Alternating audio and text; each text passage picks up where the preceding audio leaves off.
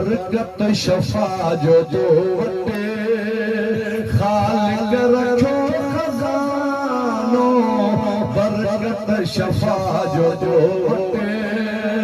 खालिक रखो खजानो मन जो मुराद के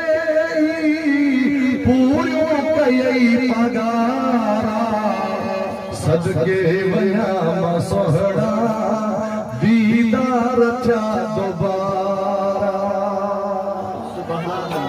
जंजी दीदार में दिल ठर दिया उस थल गड पड़ायो जंजी नथी ठरे उनकी इजाजत चुप कयूं चप मिलायूं वेठो हेडों वारा भी पढ़जो हेडों वारा भी पढ़जो सजे पासे वारा भी पढ़जो खब्बे पासे वारा भी पढ़जो सदके वया मसोहड़ा सदके वया सोहरा उकलगी चुगो पाई सिंगार सोनवारा सदके वया सोहरा दीदार था दीदार तुझो दिलबर मेरा आज आशिक तेरे मेरा आज आशिश तू ही जो पसंद प्यारा तजला था तुम्हारा सदके वया सोहरा सदके वया सोहरा वाथल जीवात वाई भूरल गजा भलाई वाथल जीवात वाई भूरल गजा भलाई जुमले जमा सूदो परतल आयूं पगारा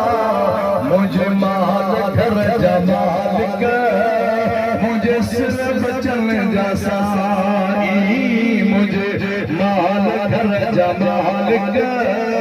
मुझे सिर्फ चल जा साई दिल ठरिया दिया सुभान अल्लाह 1937 में हजरत पीर सूरे बादशाह सफर फरमायो दावत निकरी जे पाण पहुता उते पोड़ा पोड़ा वडे सन जा माण्हू आया उए अची वेठा जने कचारी मां इच्छा तॾहिं धरती ते हथ ॾेई उथण वक़्त कयूं पीर सिंह बादशाह फरमायो इहो छा आहे चेके भला इहो ईअं ई कंदा उथण ते माण्हू पाण फरमायो इहा बेफ़ाइदी शइ आहे इन में न को दुनिया जो फ़ाइदो न को आख़िरत जो उथण वारे टाइम बि अल्लाह जो ज़िक्र कयो त वेहण वारे टाइम बि अल्लाह जो ज़िक्र कयो रात वारी दावत ते विया असुर जो पुकारन जो आवाज ॿुधण में आयो पाण फरमायो इहो छा आहे चेके भला इहो पाणी था कढन ज़मीन में जा तड़ था हलाइन वो गोसी जेको आहे उहो पुकारो कंदो आहे पोइ अॻियों खीली कढंदो आहे वरी उहो जेको आहे पोइते मोटंदो आहे कोह जेको आहे उहो अंदर वेंदो आहे इहे चार माण्हू पुकारो कंदा आहिनि आख़िरी पुकारे ते पाणी कोठे में ईंदो आहे पाण फरमाइनि पुकारे जो को फ़ाइदो कोन्हे जमायत खे चओ त इहे ला इलाहा इल्लल्लाह जे ज़िक्र जो तस्बीह पढ़नि पाणी बि कढंदा रहनि अल्लाह जो ज़िक्र बि कंदा रहनि पाण पोइ जिते जिते विया ख़ुदा ॼाणींदो आहे मुंहिंजे महबूब करीम सल्लल्लाहु अलैहि वसल्लम जे दीन जो पैगाम पहुचाईंदा विया उहो कदम घुमाए पाण ख़ैर जो दरगाह पाक ते आया जॾहिं छट वारे बादशाह सफ़र कयो चओ सुभान अल्लाह पाण पुन वारे इलाइक़े में लाल खान वारे कब्रिस्तान वटि लही गाॾी मां बीठा पाण फरमायो त हिन जाइ जी छा ख़बर आहे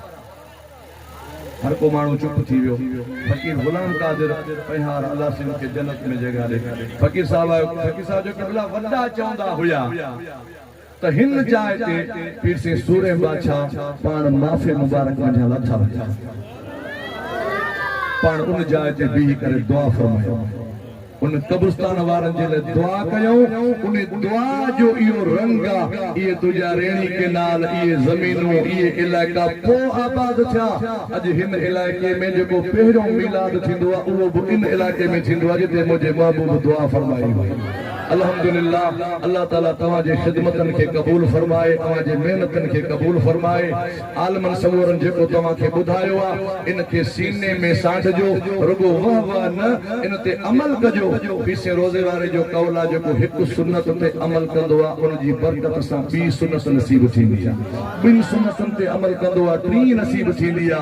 ई हबीब जे सुन्नतन ते अमल कंदे कंदे हिकड़े दिहाड़े नह का चोटी ताईं महबूब जे सुन्नत जो मजसमो बणजी वेंदो आ अल्लाह से मोजी तवा जी सजी जमात जी हाज़िरी कबूल फरमाए नंगर वारी जमात के अर्ज़ त मेहरबानी करे नंगर खणी अचो मथे प्रोग्राम वारन जा फोन हलन था